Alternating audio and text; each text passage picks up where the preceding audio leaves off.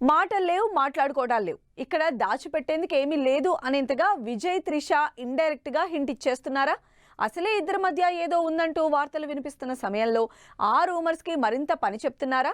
అసలు ఒక్కసారిగా సోషల్ మీడియాలో విజయ్, త్రిష టాపిక్ ఎందుకు హాట్ టాపిక్ అయింది? ఒకవైపు భార్య సంగీత డివోర్స్ కేసు, మరోవైపు హీరోయిన్తో అఫైర్స్ అంటూ Tamil star hero TVK chief Vijay పై ఆరోపణలు వినిపిస్తున్నాయి.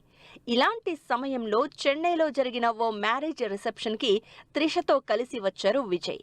వేడుకకి ఇద్దరు వేర్వేరుగా వచ్చి ఉంటే ఇంత ఇష్యూ అయ్యుండేది కాదేమో. అయితే ఒకే కారులో ఒకే కలర్ అవుట్ఫిట్ తో almost same to same costumes తో ఫంక్షన్ కి విజయ్, త్రిష ఇద్దరు కలిసి అటెండ్ అవడంతో ఈ ఇష్యూ తమిళనాడులో హాట్ టాపిక్ అవుతోంది. విజయ్, త్రిష కలిసి రావడం చూస్తుంటే అర్థం చేసుకున్న వాళ్లకి అర్థమైనంత అనే కామెంట్స్ వినిపిస్తున్నాయి.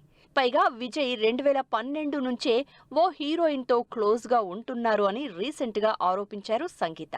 అంతేకాదు విజయ్ అభిమానులు సోషల్ మీడియాలో తనని టార్గెట్ చేస్తే ఇంకా చాలా విషయాలు బయట పెడతాను అని స్టేట్మెంట్ కూడా ఇచ్చారు.